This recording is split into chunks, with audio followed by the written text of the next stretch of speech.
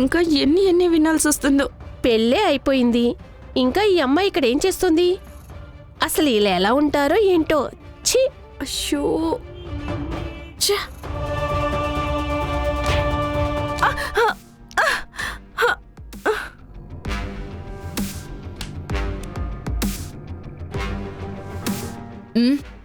ఏంటో చూస్తున్నావు? తెలిసే నేను నీకు కాలు అడ్డు పెట్టాను.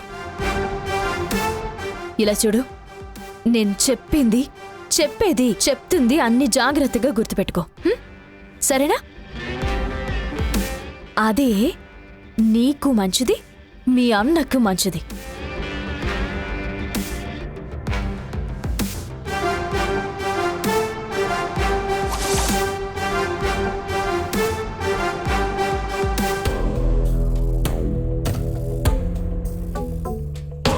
దొరా, ఏంటిది?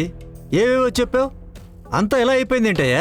అన్నా, ఆ బంగారిని మనం ఎన్ని రకాలుగా అడ్డుకున్నా కూడా అవన్నీ కూడా తను ఈజీగా దాటుకుని వెళ్ళిపోతుందన్నా.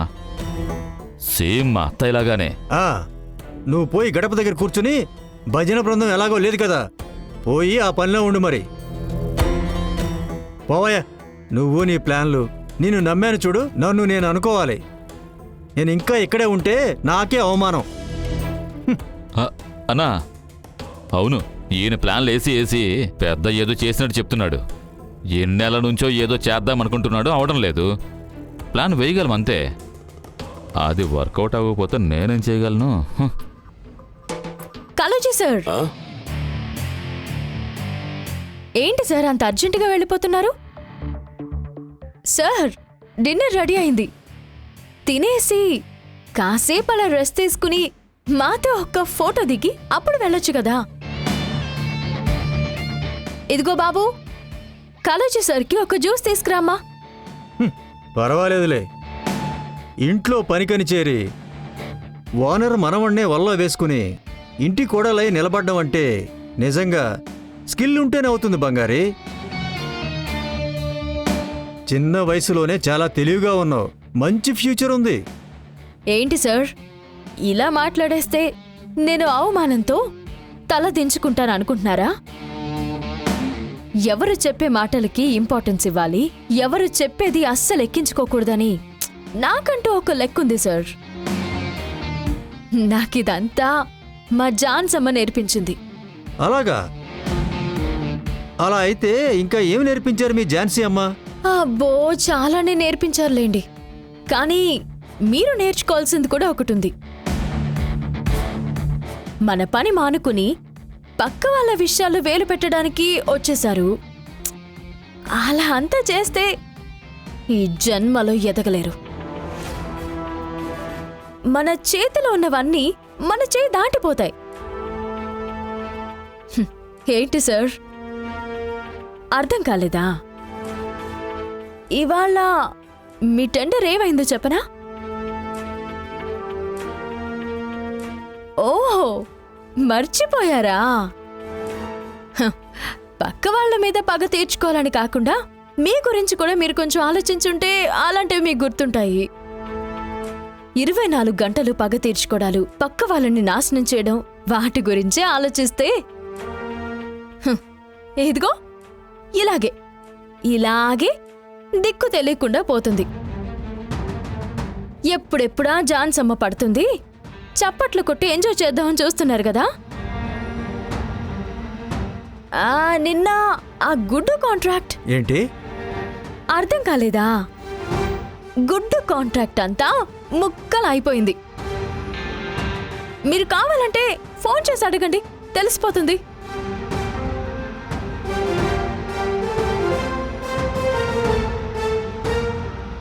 రేయ్, టెండర్ ఏమైందిరా?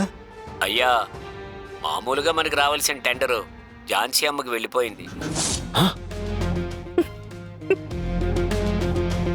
రేయ్, ఎలారా? అంటే అయ్యా, మీరు రాలేదు కదా, మాకు ఎంత అమౌంట్ కోడ్ చేయాలని లెక్క తెలియలేదు. అందుకే వాళ్ళు ఈజీగా గెలిచేశారు. రేయ్, పెట్రా ఫోను. సార్, ఈ మాత్రం దానికి ఇలా అయిపోతే ఎలాగా? సార్, కొంచెం అక్కడ చూడండి.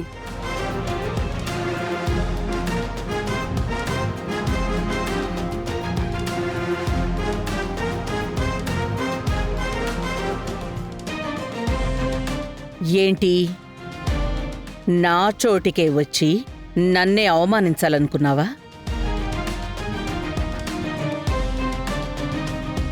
అవును, నేను నిన్నిక్కడికి ఎందుకు అలౌ చేశానో తెలుసా? అమ్మా అది నేను చెప్తానమ్మా. ఆ, మ్, యాక్చువల్గా కాలేజీ సార్ మిమ్మల్ని హైజాక్ చేసి మీ అంతటి మిమ్మల్ని ఇక్కడికి వచ్చేటట్టు చేసి మీ టెండర్ని మేము లేపేశాం. మీరు మాత్రమే క్రిమినల్ లాగా ఆలోచించగలరా? మీలాంటి వాళ్ళ దగ్గర మీలాగా ఆలోచిస్తేనే కదా మేం కూడా మిమ్మల్ని డీల్ చేయగలము. సార్, జీవితంలో పైకి వెళ్లే దారులు వెతుక్కోండి. కాంపిటీషన్లో రోజు రోజుకి మజా పోతుంది. లైఫ్ చాలా బోర్ కొడుతుంది సార్. జాన్సమ్మా, మనం భోంచేద్దామా? మ్.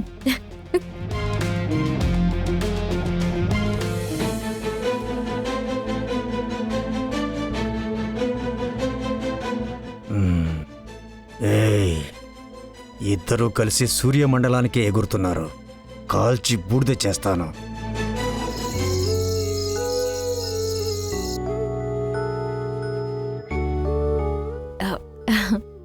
జాన్సమ్మా, ఎలాంటి బంగారిని నేను చూడాలనుకున్నానో అలాంటి బంగారినే చూశాను. నీ మీద పెట్టుకున్న నమ్మకం నిలబెట్టుకున్నావు. లేదు జాన్సమ్మా, కొంచెం ఓవర్గా చేసావుంటారా? బంగారి, అంటే జాన్సమ్మా, ఇవాళ చేసిన దానివల్ల రవి సార్ కోపాన్ని ఇంకా రెచ్చగొట్టినట్టు అవుతుంది కదా.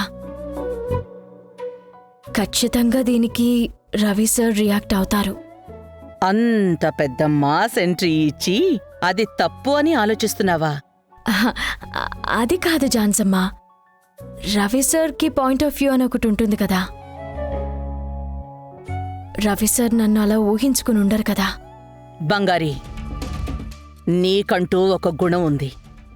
అది నువ్వు ఎప్పుడూ ఏ సిచ్యుయేషన్లోనూ పోగొట్టుకోకూడదు. నిన్ను ఇబ్బంది పెట్టాలనుకునేవాళ్ళు ఆ గుణం వల్ల హర్ట్ అయితే అది తప్పు కాదు బంగారి. ఇక్కడ అందరినీ ఒక హీరోయిన్లా చూడాలి, అలాగే విల్లన్లా కూడా చూడాలి. రెండు సిచ్యువేషన్స్లోనూ నువ్వు విక్టిమ్ అయి ఉండకూడదు.